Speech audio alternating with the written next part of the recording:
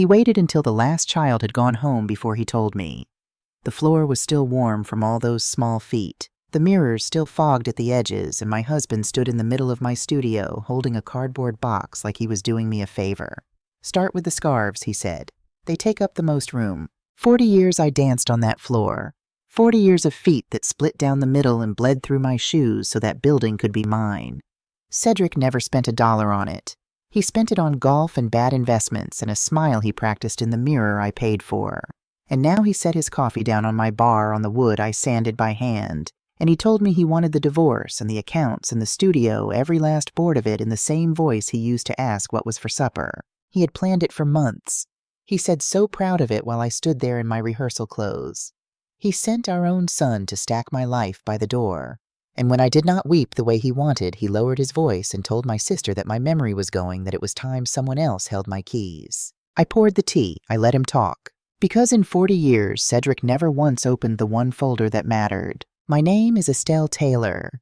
That evening, I was 68 years old, and I had spent 40 of those years teaching children how to hold their spines straight when the world told them to bend.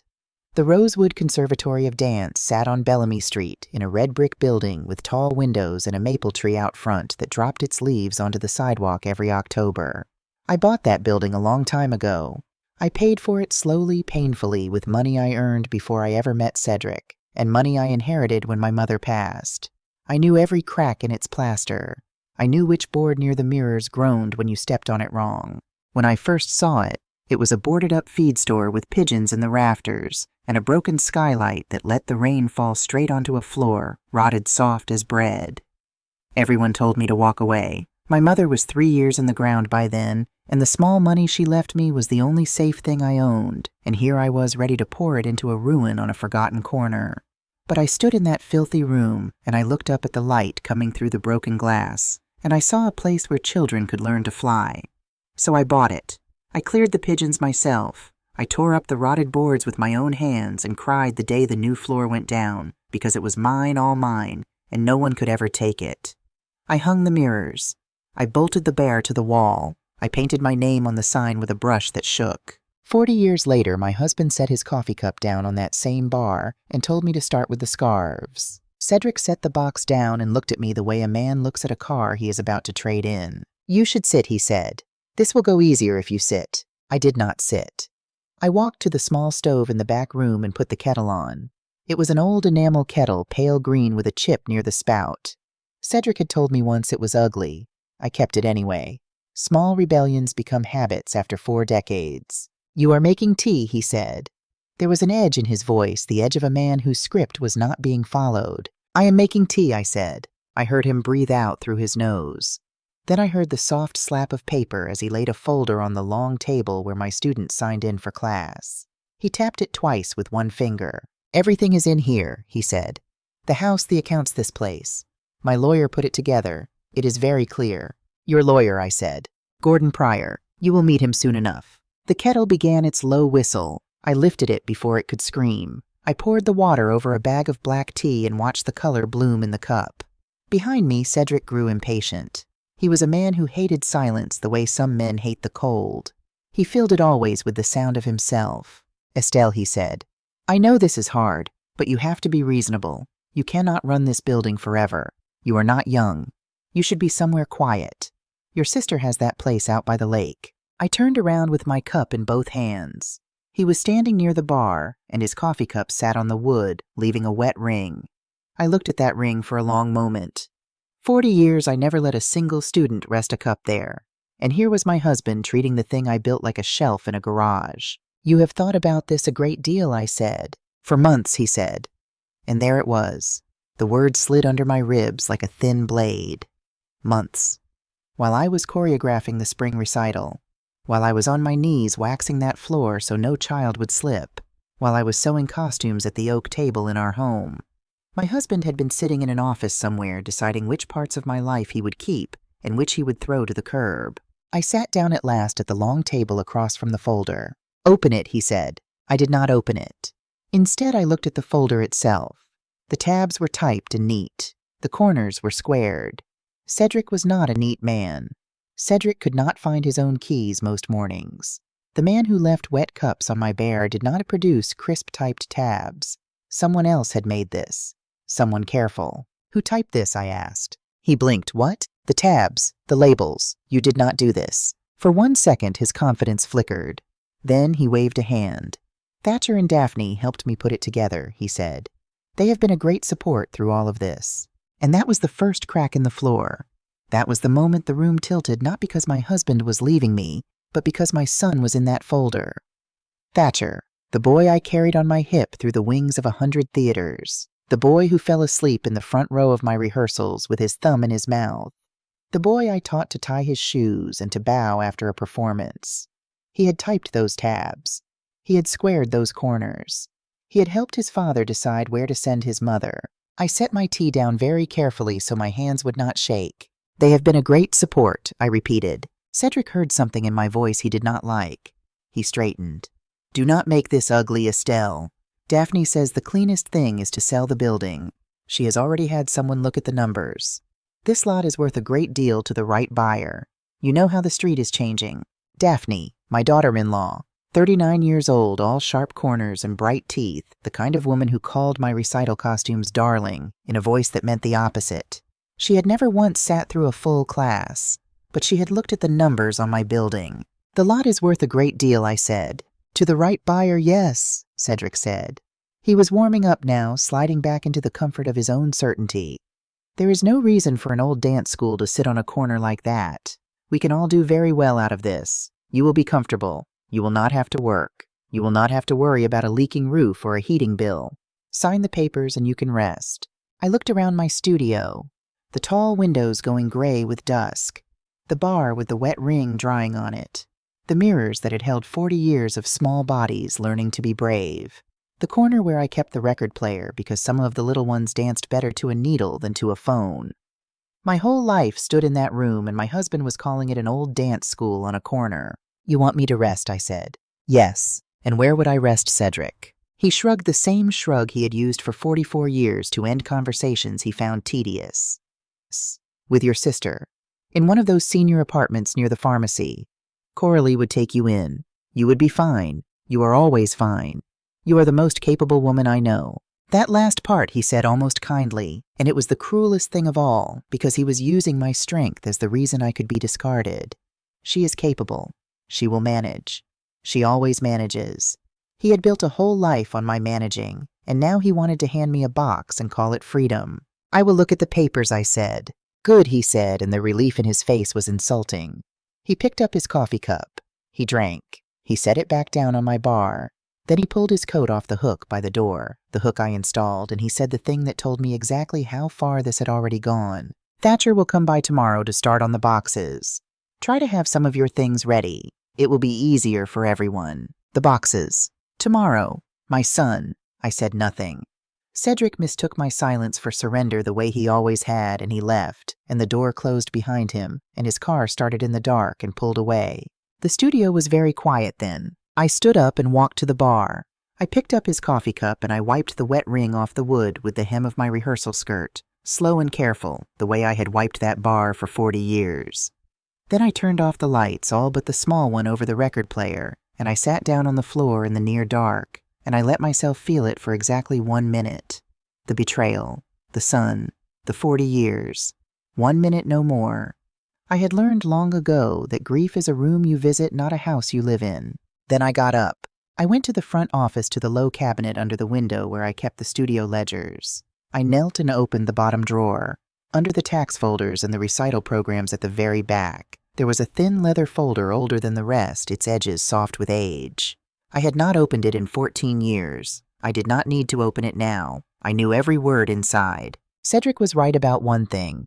A court would decide who this building belonged to. He simply had no idea what the court was going to find. Hello, my dear friends. If you are with me, take a breath, because this one is going to test your patience the way it tested Estelle's. Tell me honestly, if your husband of 44 years handed you a box and told your own son to pack up your life, what would you do first? Would you shout? Would you cry? Would you smile and pour the tea? Write it in the comments below. And if you want to see how a quiet woman answers a loud man like this video, and subscribe and stay with me, because the folder in that drawer is going to change everything. The next morning, Thatcher came with the boxes. I heard his truck before I saw it. I knew the sound of it the way I knew his walk, the way you know the people you made. He came through the studio door with a stack of flattened cardboard under one arm and a roll of tape in his hand, and he had the decency at least to look ashamed for the first 3 seconds. Then he arranged his face into something businesslike and set the cardboard down. "Morning, Mom," he said. "Thatcher," I said. I would not meet my eyes. He was 43 years old, my son, with his father's jaw and my mother's hands, and he stood in the middle of the room where I had taught him to leap, and he began to build a box. "Dad said you two talked," he said. "He said it went okay." "Did he?" Thatcher folded a flap. "He said you understood, that you were being reasonable." I watched my son build a box to carry me out of my own building, and I thought of all the boxes I had built for him. The box of costumes for his first play. The box of Christmas ornaments he loved to unwrap. The box of his baby things I kept in the attic and never told him about tiny shoes and a lock of his hair. I had spent my life putting things into boxes to keep him safe, and now he stood in my studio folding cardboard to put me away. And I understood something then that I had been slow to see. This was not Cedric's plan. Cedric did not have plans. Cedric had appetites, and other people made them into plans. My husband wanted to be rid of me and rich by spring, but he could no more organize a divorce than he could organize a sock drawer. The typed tabs, the numbers on the lot, the clean idea of selling. That was not Cedric. Whose idea was it to sell the building, I asked. Thatcher's hands slowed on the tape. "It just makes sense, Mom. The property is worth more than you could ever make teaching." Daphne ran the figures. A developer would pay serious money for this corner. Daphne ran the figures. "She is good with that stuff," he said. And there was something defensive in it, something rehearsed. "She is only trying to help. We all are." I looked at my son, and I felt 2 things at once the way a mother can. I felt a grief so deep it had no bottom, and underneath it, cold and clear, I felt the thing that would save me. Because Thatcher had just told me who was steering. Not the loud man with the coffee cup. The quiet woman with the figures. "Leave the boxes," I said. "I will pack when I am ready." "Mom, leave them, Thatcher, and go home to your wife." He left the boxes stacked by the door. He left the tape on the table. And when his truck pulled away, I stood alone in my studio for a long while, and then I went to the phone, the old landline on the office wall, and I made the first call of my counterattack. Not to my sister, not to a friend. To a lawyer named Ruth Callahan, whose name I had kept in my address book for 14 years, waiting though I had prayed I would never need it. She answered on the second ring, and her voice was low and steady, the voice of a woman who had watched a great many storms and never once run for cover. "Mrs. Taylor," she said when I told her who I was. "I wondered if I would ever hear from you." "Then you know why I am calling," I said. "I have an idea," she said. "Come in tomorrow. Bring the leather folder." For the first time since Cedric set that box down on my floor, I felt the ground go firm beneath my feet. My husband thought he was months ahead of me. My son thought the boxes were the end of the story. And my daughter-in-law, wherever she was that morning running her figures, thought she had found a helpless old woman on a valuable corner. None of them knew that the corner had a foundation they had never bothered to look at. None of them knew that 14 years ago, when Cedric nearly set fire to everything I owned, I had quietly built a wall around the one thing I would never let him touch. And none of them knew that the quiet woman pours the tea right up until the moment she stops being patient. By the end of that week, my family had begun to behave as though the building already belonged to them. It started with the walkthroughs. 2 days after Thatcher left the boxes, I was mid-class 40 little ones at the bar, working through their first positions, the record player turning the afternoon light, coming golden through the tall windows when the studio door opened and a woman in a beige coat walked in without knocking. She had a tablet in her hand and the brisk appraising walk of someone who priced things for a living. Her eyes went straight to the ceiling, the floor, the windows, the way a butcher's eyes go to a side of beef. Behind her came my daughter-in-law Daphne in a cream blazer, her heels loud on the wood I had sanded by hand. "Do not mind us," Daphne called out over the music, waving one hand at me. "This is just a quick look. Nadine, the light in here is wonderful, is it not? You could open this whole wall up." The children stopped dancing. 40 small faces turned to watch the strangers measure their home. I lifted the needle off the record. The room went silent. "Class," I said, keeping my voice light for their sake. "We will take our water break early today. Line up at the fountain, quiet feet." They filed out whispering, and I turned to the 2 women standing in the middle of my studio like they owned the deed. The one in the beige coat had already begun tapping notes into her tablet. "I am Nadine Foster," she said not unkindly. "I handle commercial listings for the North Side." "Mrs. Taylor, is it? This is a beautiful lot. Really beautiful. The frontage alone." "She is not the owner for much longer," Daphne said smoothly before I could speak. She smiled at me all teeth. "Estelle, you remember I mentioned we would have someone come by to value the place. This is just the beginning of the process. No reason to be difficult about it." Nadine Foster was already at the mirrors, running one hand along the frame, and she called back over her shoulder that the ceiling height was excellent, that a buyer could gut the interior and go straight up.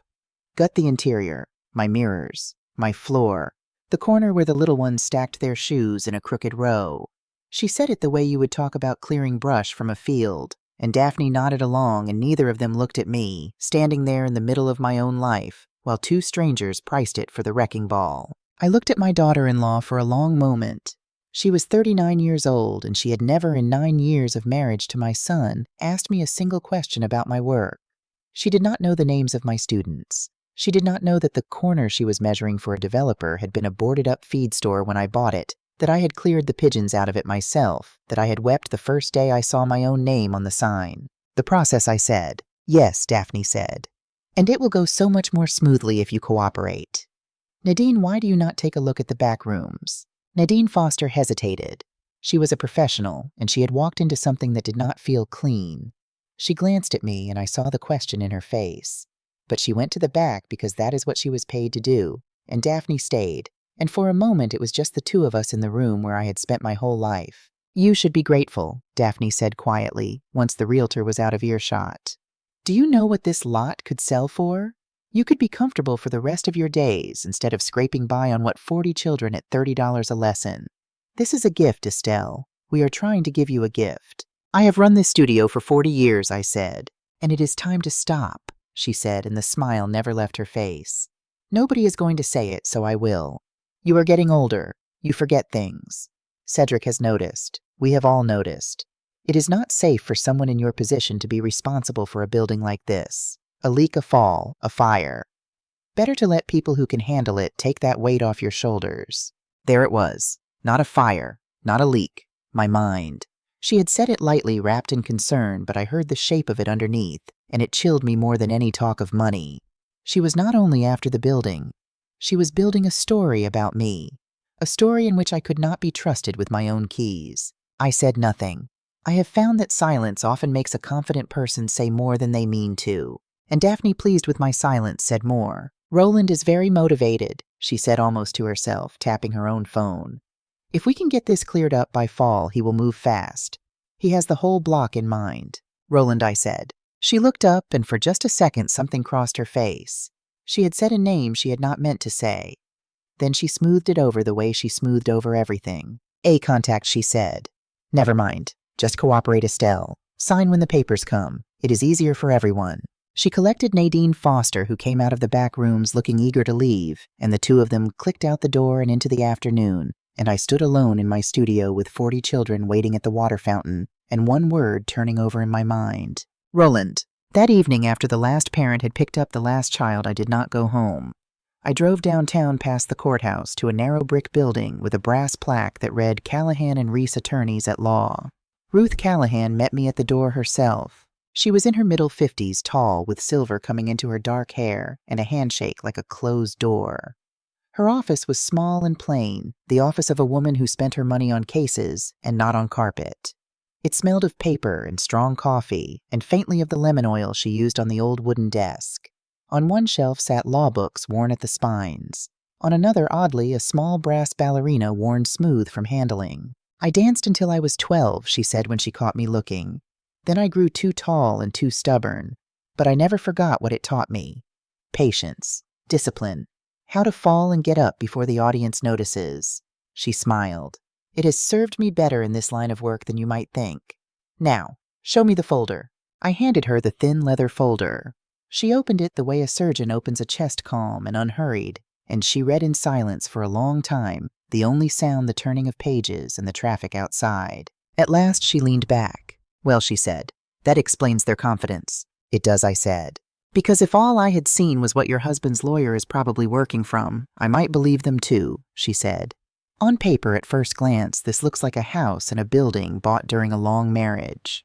In North Carolina, property acquired during a marriage is presumed to be marital. The law starts there. It is the ground every divorce lawyer stands on out of habit. Your husband and his people are counting on that presumption to carry them, and for most couples it would. Most couples buy a house together, pay for it together, tangle their money up so thoroughly over 30 or 40 years that no judge alive could pull the threads apart. She tapped the folder. But you are not most couples. You never tangled anything. And they never read this carefully, and they never asked the two questions that matter. Which questions? I said. Where did the money come from to buy the building? Ruth said. And what did Cedric sign 14 years ago without reading it? I felt something loosen in my chest for the first time in a week. Tell me about the money, she said. Slowly. All of it. And do not leave anything out, because in a case like this, Mrs. Taylor, the details are the whole war. So I told her. I told her about the years before Cedric when I danced with a company that toured the coast and how I saved every check because I grew up with nothing and I was terrified of nothing again. I told her about my mother dying when I was 27 and the small inheritance she left me money I put in an account with my name alone. I told her that 4 years into my marriage, when I found the boarded-up feed store on Bellamy Street, I bought it with that money and only that money, and I put the deed in my name, and I opened a separate account for the studio that I never once mixed with the household money, not in 40 years, because some old fear in me never fully slept. Ruth Callahan listened, and she took notes, and when I finished, she set down her pen. You kept the accounts separate the whole time, she said. Every mortgage payment, every repair, every tax bill. Out of the studio account. Everyone, I said. I have the ledgers back to the beginning. She closed her eyes for a moment, the way a person does when they have just been handed something they hoped for but did not dare expect. Mrs. Taylor, she said, most people who come to me have a good story and no proof. You have proof and did not know you had a case. That building may never have been marital property at all. It may have been your separate property from the day you bought it, kept separate by your own hand for 40 years. And then on top of that, she lifted the leather folder. On top of that, there is this. The thing Cedric signed, I said. 14 years ago, she read aloud from the top page. A marital agreement. Signed by both parties, notarized and recorded at the Register of Deeds. In it, your husband acknowledges that the Bellamy Street building is your separate property, and he waives any and all marital interest in it. She looked up at me. Do you remember him signing this? I remembered it very well. 14 years ago, Cedric had lost a great deal of money in an investment he was sure would make us rich. A restaurant scheme run by a man he met at his golf club, a man who vanished 6 months later with our savings. Creditors began to call the house. Cedric called it a temporary setback. I called it a warning. And I went to a lawyer quietly, and I had a document drawn up to protect the studio from his debts. And I put it in front of him one evening at the oak table with a pen, and I told him it was paperwork to keep the creditors off the building. He signed it without reading a word. He always signed things without reading them. He signed birthday cards the same way fast on the first line, eager to be done. He never read it, I said. Ruth Callahan smiled, and it was not a warm smile. It was the smile of a woman who has just seen the shape of the whole board. Then let us not rush to correct him, she said. That is exactly what I was thinking, I said. She walked me to the door as the evening went blue outside. Before I left, she stopped me with one more thing. Mrs. Taylor, you said a name today. Roland. Your daughter-in-law let it slip. I did, I said. Find out who he is, Ruth said. Because a family that only wanted you comfortable would not need a buyer waiting in the wings before the ink was dry. If there is a developer already circling this building, then this was never about your husband being unhappy. This was about money and a plan, and somebody at the center of it who does not care how much it costs you. She was right. Of course she was right. I drove home in the dark past the studio with its dark windows and its maple tree, and I thought about the folder and the money and the name Roland and my daughter-in-law's bright, careful teeth. And I understood that I was no longer only defending a building. I was pulling on a thread, and I did not yet know how much would come loose when I pulled it all the way. My dear friends, stay with me here because the picture is getting bigger. Estelle came home thinking she was fighting a divorce. She is starting to see she is fighting a plan. Tell me, have you ever had someone smile at you while they picked your pocket? Have you ever felt a kindness that was really a trap? Write it in the comments. I read everyone. And if this story has its hooks in you now, do me a small kindness and subscribe so the next chapter finds you. It took me 3 days to learn who Roland was. I did not do anything clever. I simply went to the county register of deeds, the same office where my marital agreement had sat quietly recorded for 14 years, and I asked a clerk named Harriet Lowell, who had 2 granddaughters in my Saturday class, whether any developers had been buying property near Bellamy Street. "Oh, Estelle," she said, lowering her voice half the block. "A man named Roland Keever. He has been assembling that whole corner for 2 years. Buys them quiet one at a time through a company, so the prices do not jump. The old hardware store gone. The laundromat gone. The little diner where you used to take the recital kids for ice cream that closed in the spring. Did you notice all of it him? Everyone in this office knows he wants your lot. It is the keystone. Without it, the rest of his plan does not fit together. The frontage is wrong. The whole block falls apart." She looked at me with sudden worry. "Is he after you now, Estelle?" "Not me," I said, "my family." Harriet's face said everything. She had heard the story already in the way small towns hear everything. Poor Cedric. Difficult wife. Sad divorce. My husband had been telling that version around town for weeks, and now I understood it was not only spite, it was groundwork. A story to make it seem natural when the old woman handed over her building. But there was another thing Harriet told me almost as an afterthought, and it turned out to matter more than all the rest. "My son-in-law does the books for a few folks," she said. "He mentioned your Thatcher came in asking about loans against future property. Real underwater from what he said. Owes a lot to some hard people, I should not say. But it is why I worried when I heard your name. Thatcher, my son. Underwater, owing hard people. And then it all fit together cold and complete, the way a lock fits a key. Thatcher was in debt, the way his father had been in debt 14 years ago. Reckless in the same reckless way. And Daphne Sharp Daphne, who ran the figures, had looked at her drowning husband and looked at his mother's valuable corner and seen a way out. She had found Roland Keever, or he had found her. She had built the plan, and she had reached for the easiest lever in the family to pull the loud, vain, tired old man who would do anything to feel rich and admired again. She had pointed Cedric at me like a gun. My husband thought this was his idea. My son thought he was helping his father. And my daughter-in-law sat quietly at the center of it, running her figures, waiting for a helpless old woman to sign. I sat with it in this car outside the courthouse in the gray afternoon, and I traced the whole thing backward like a dancer counting a phrase in reverse. Daphne meets Roland Keever, or Keever finds Daphne, it hardly matters which. She sees the corner. She sees her husband drowning. She sees a mother who is soft where her son is concerned, and quiet where her husband is concerned, and she builds a machine out of those 2 facts. She feeds Cedric the fantasy of walking away rich and admired. She feeds Thatcher the promise of rescue, and she points them both at me and stands back clean, so that if anyone ever asks, it was the husband's divorce, the son's hard times, nothing to do with her at all. It was, I had to admit, a very good plan. It had only one flaw. It was built on the belief that I was already beaten. I drove back to the studio, and I sat on the floor in the near dark again, and this time I let myself grieve for longer than a minute, because it is one thing to lose a husband, and another to understand exactly how cheaply your family was willing to sell you. Then I got up and I called Ruth Callahan and I told her everything Harriet had told me. "Now we are getting somewhere," Ruth said quietly. "Debt is a motive a judge can see, and a buyer waiting to close is evidence of intent. But we need it in the open, Mrs. Taylor, not in gossip. We need one of them to say it where it counts." "They will not say it to me straight," I said. "They will if they think you are beaten," Ruth said. "People say the truth to a woman they believe has already lost. Let them believe it.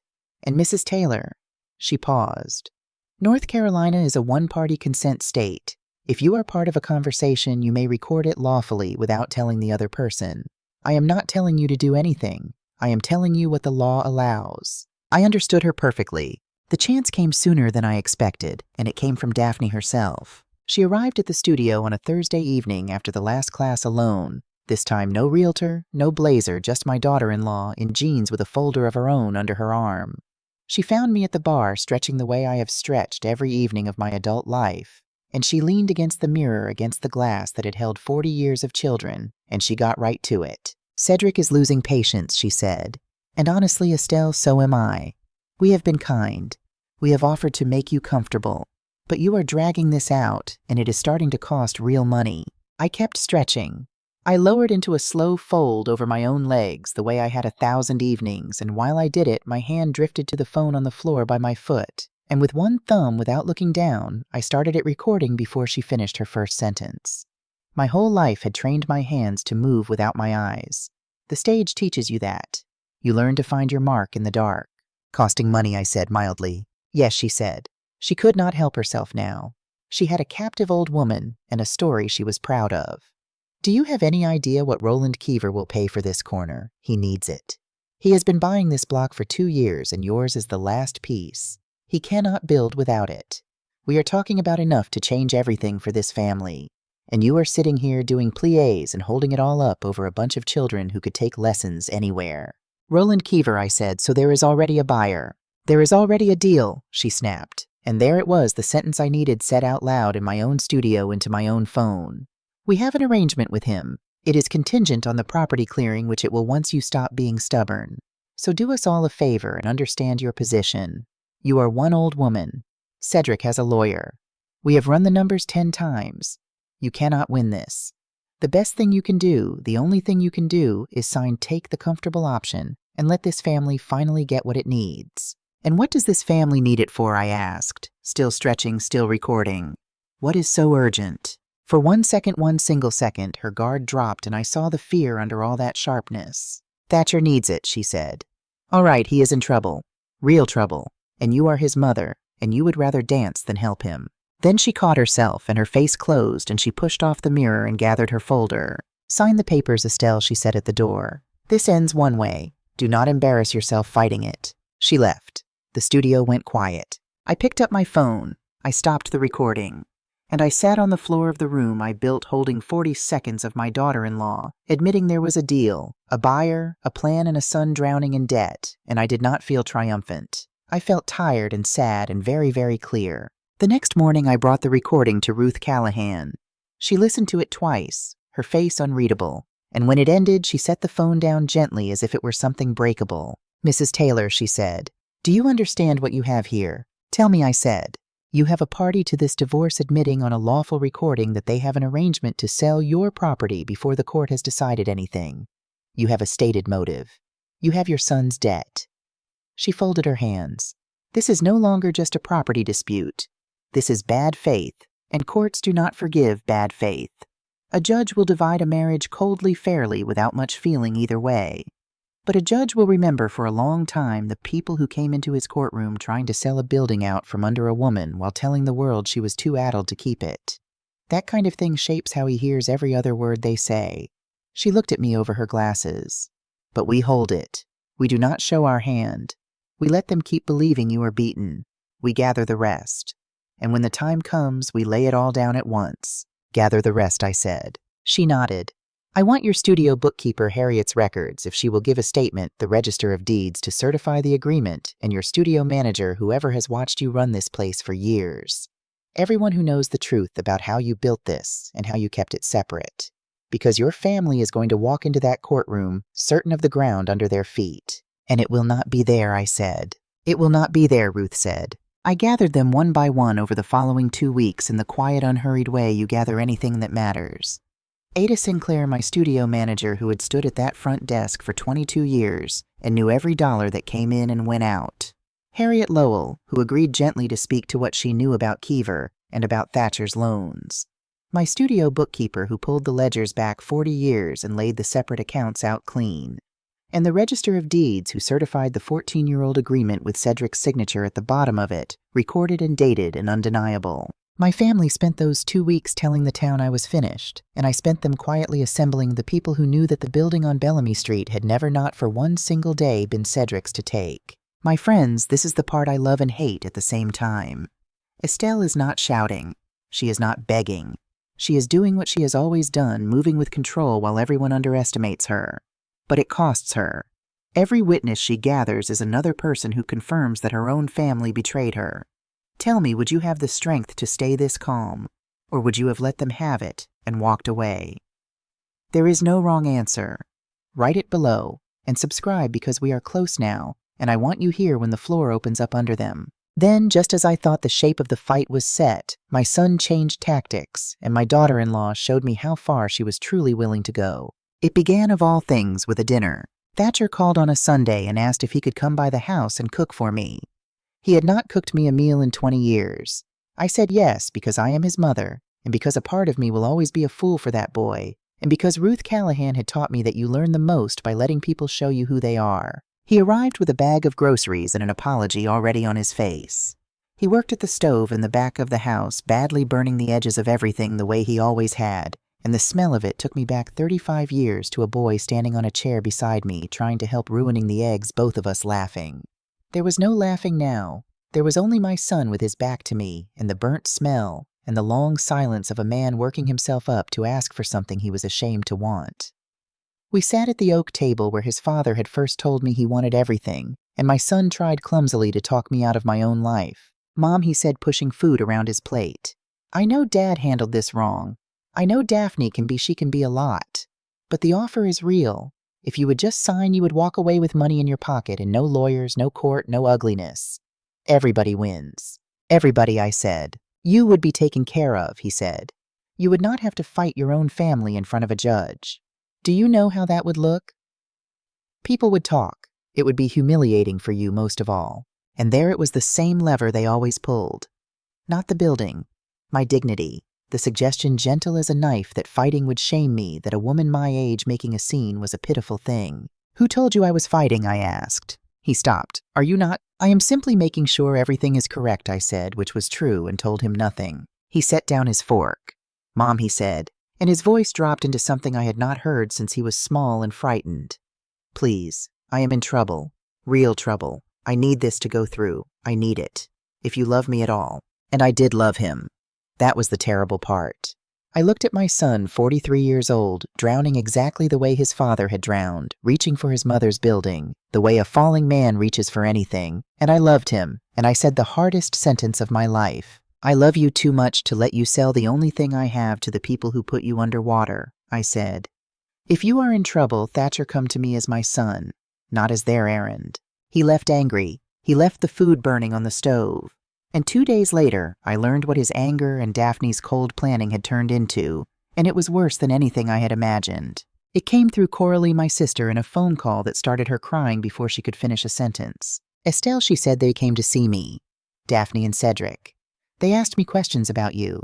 Strange questions. Whether you forget things. Whether you seem confused. Whether you have been acting like yourself. Cedric said he was worried about your mind. He said maybe you should not be handling your own affairs anymore. He used a word.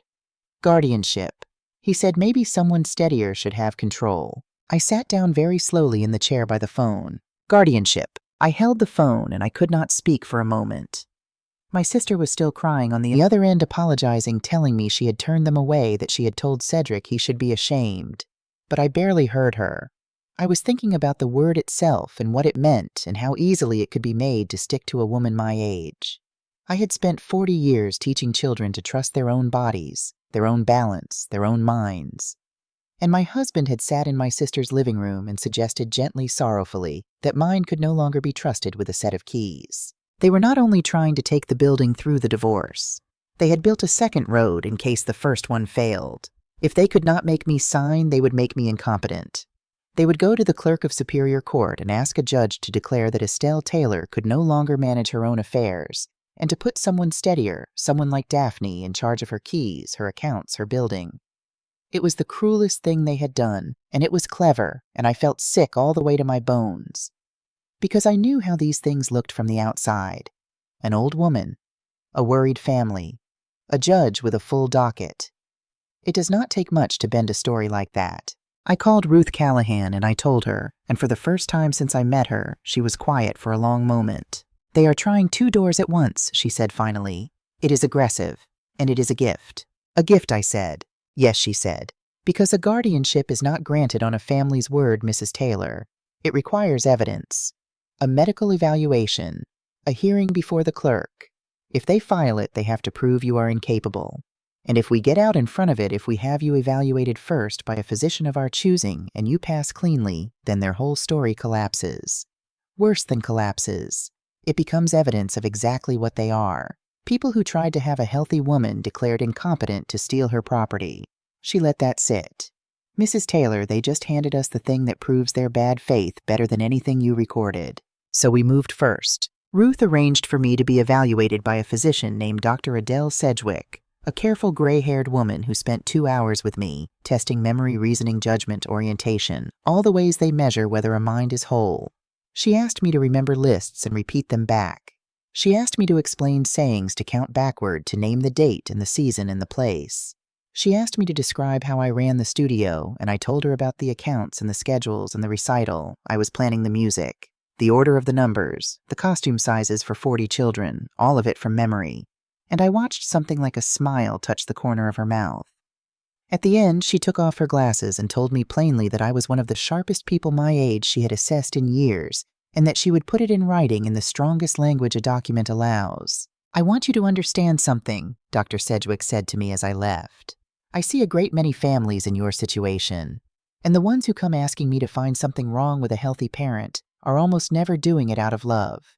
Keep this letter close. It is the best armor there is." I held that letter in my hands like a shield. And then Ruth did something I did not expect. She told me to gather the family. "Let them come to you," she said. "Let them think you are finally ready to surrender. And then show them who they are dealing with all at once before they ever reach the courthouse.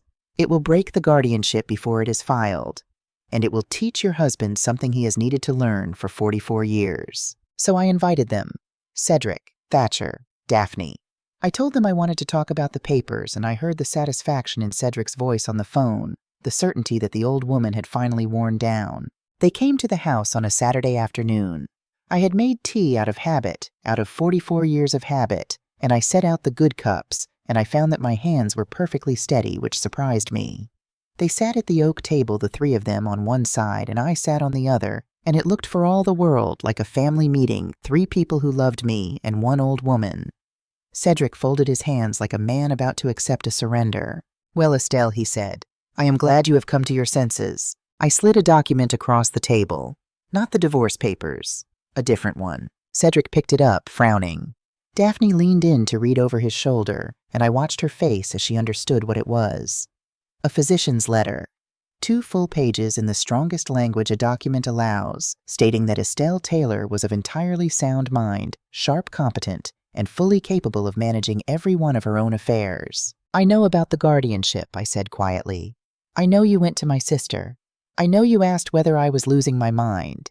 So I had my mind examined by a doctor of my choosing, and here is what she found. Read it. Read every word.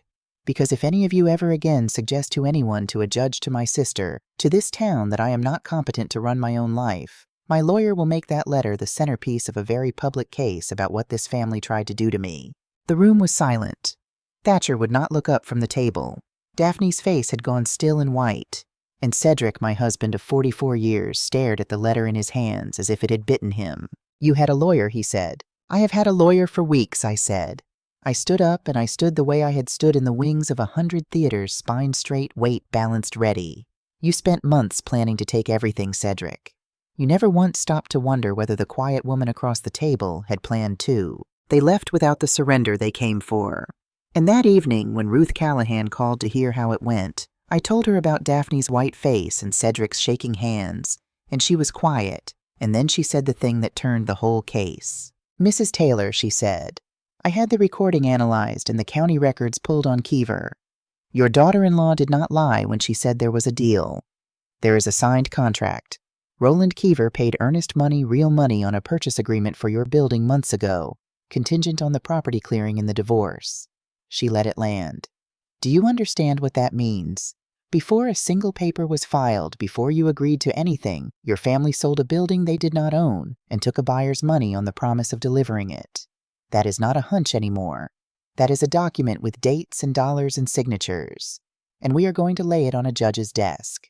I held the phone in the dark of my house, and I felt the last piece slide into place. They had a buyer. They had a signed contract. They had taken his money. And they had done it all on the assumption that they could pry a valuable building out of the hands of a helpless old woman who forgot things and could be made to sign. Every one of those assumptions was about to meet a courtroom. My dear friends, take a breath, because we are at the door of the courthouse now. Think about what Estelle has been carrying. A husband who discarded her. A son who begged her to help sink herself. A daughter-in-law who tried to have her declared out of her own mind. And through all of it, she poured the tea. She stayed calm. She gathered her proof. Now honestly, before we walk into that courtroom together, I want you to tell me in the comments, do you think she should forgive any of them? Any single one? I truly want to know. And if you have made it this far with me, you know what to do. Like this video, subscribe to the channel, and come with me now because the floor is about to open. The equitable distribution hearing came on a bright cold morning in the fall in a wood-paneled courtroom at the Rowan County Courthouse, and the whole thing turned on a question my family had never bothered to ask. By then, Cedric and I had been living apart for the required time, and the divorce itself would follow its own slow legal road. But the fight over the building could not wait, and so we came before Judge Warren Ellison, an older man with a careful, tired face, the face of someone who had listened to a great many people be certain and be wrong. Cedric sat at the far table beside his lawyer, Gordon Pryor, a smooth man in a charcoal suit who carried himself like a person who had never lost. Thatcher and Daphne sat in the row behind them. Daphne wore gray and her face was composed, but I saw her hands twisting a tissue in her lap, and I knew she had begun at last to be afraid. Ruth Callahan sat beside me, calm as still water, a single thin folder in front of her. Just one. I had asked her the night before whether she wanted more, whether we should bring everything box after box to show them how thoroughly we were prepared. No, she had said. When you are certain, you carry less. It is the frightened lawyers who bury the table in paper. We will carry one folder, and we will open it 3 times, and each time the room will grow quieter. Trust me, I have danced this before. Gordon Pryor opened with confidence.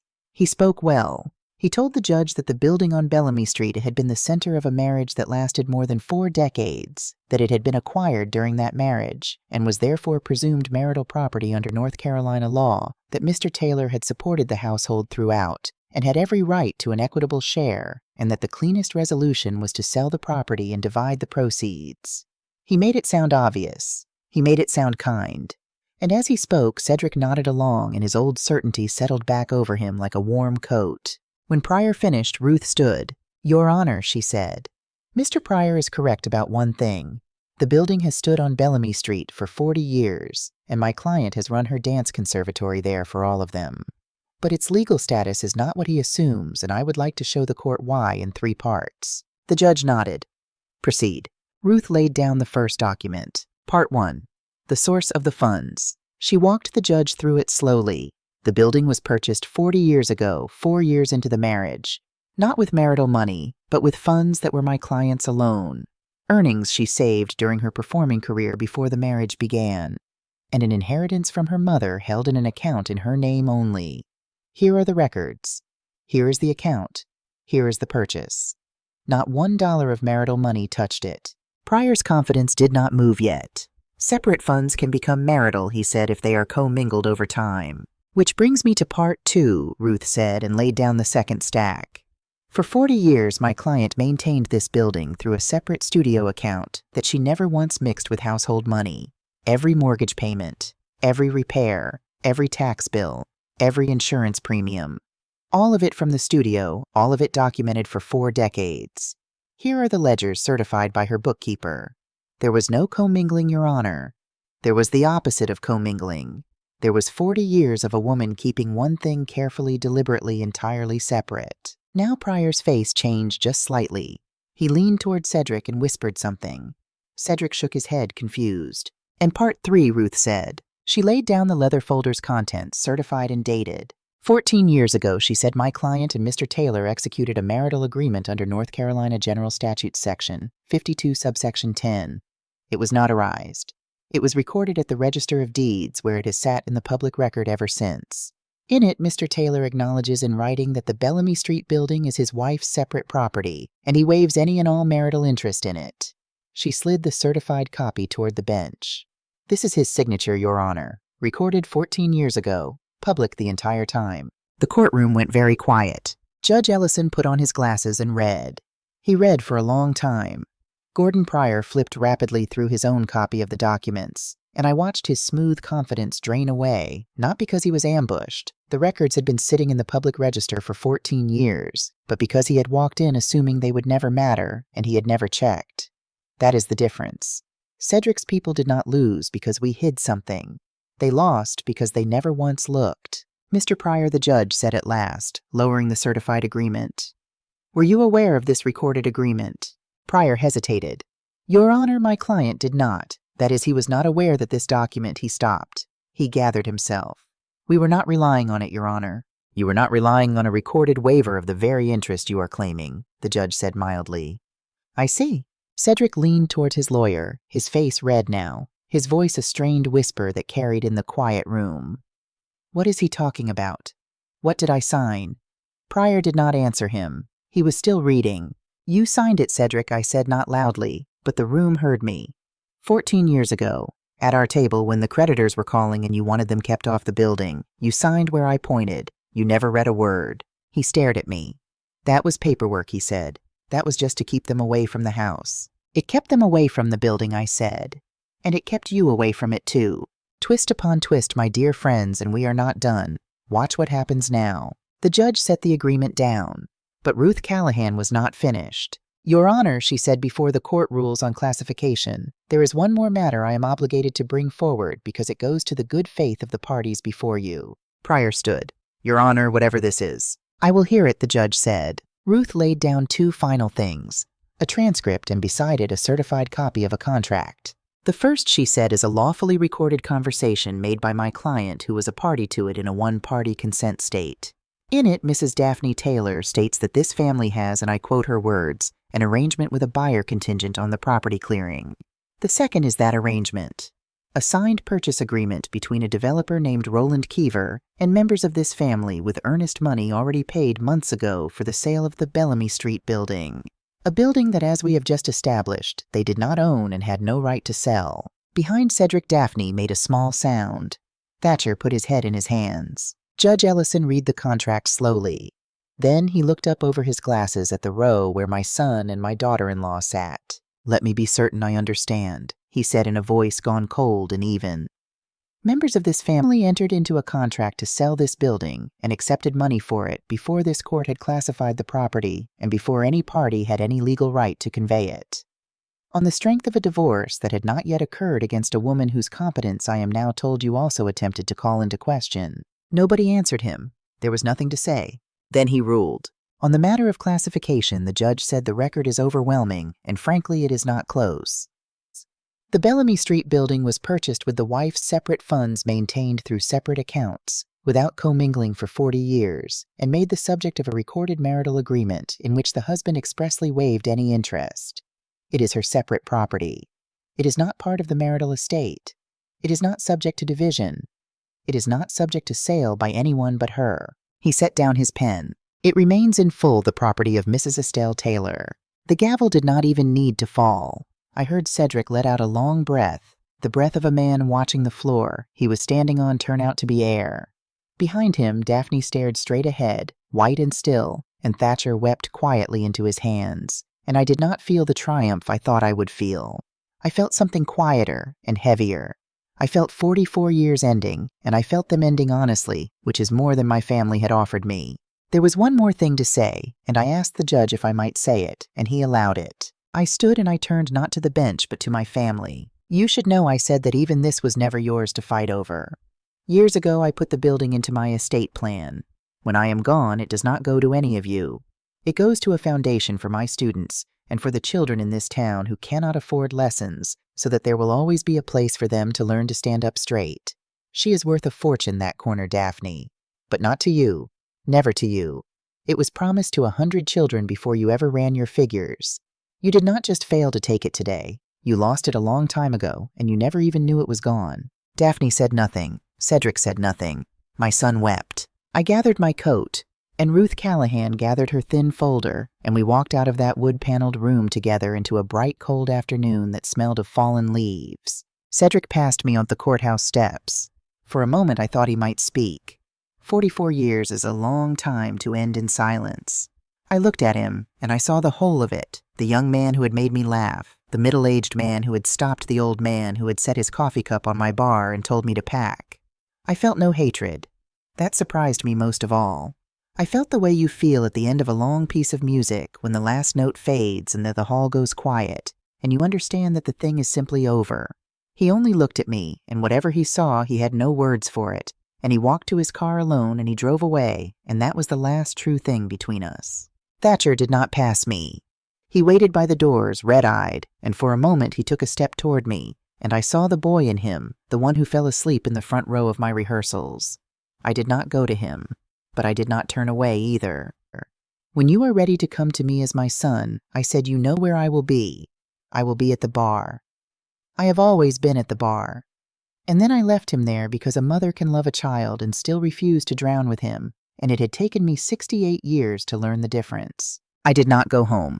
I drove to the studio. The late sun came golden through the tall windows the way it always had, and the afternoon class was just beginning, 40 small bodies at the bar, learning to hold their spines straight when the world told them to bend. Ada Sinclair looked up from the front desk and saw my face and understood, and she did not say a word because some things do not need words. I walked to the bar. I put my hand on the wood I had sanded by hand 40 years ago, the wood my husband had rested his coffee cup on the night he told me to pack. The ring his cup had left was long gone. I had wiped it away myself that first night in the dark before any of this began. And I thought how strange it was that a man could leave a mark on a thing for one careless evening, and a woman could spend 40 years making sure that thing endured, and in the end it was hers because she was the one who had stayed, who had built, who had kept. A small girl at the bar lost her balance and grabbed the wood and looked up at me, afraid she had done something wrong. I put my hand over hers. Again I said gently, "You will not fall. I have you." And she found her feet, and she rose, and she went on. I stood there and I watched the children dance, and I was not triumphant and I was not angry. I was only at last at rest. Cedric had believed the divorce would erase me. He had believed the building was his strongest card. He had believed a quiet woman could be packed into a box and driven to the curb. But the truth was simpler than any of his plans. The building was never his to take because a long time ago, when I first understood exactly what kind of man I had married, I made a quiet decision to protect the one place that was truly mine. And sometimes protection looks like nothing at all. It looks like a folder in a drawer. It looks like separate accounts kept for 40 years, every payment made from the right hand and never the wrong one. It looks like a woman pouring tea while a loud man talks and thinks he has already won. It looks like patience, quiet and unhurried, right up until the very moment someone finally tries to take the thing you love from your hands. My dear friends, we have reached the end, and I find I do not want to let you go just yet. Estelle protected herself long before she ever needed to, and when the storm came, she was ready. Some of you will call that wisdom. Some of you will call it cold. I want to know which. Was she right to hold that folder in silence for 14 years and let them walk so confidently in the wrong direction? Or should she have warned them? Tell me your heart in the comments, because I read every single one, and stories like this only mean something when we sit with them together. If Estelle's quiet strength moved you today, please like this video, subscribe to the channel, and share it with someone who needs the reminder that a gentle woman is not a weak one. Thank you for staying with me all the way to the last note. I will see you in the next story.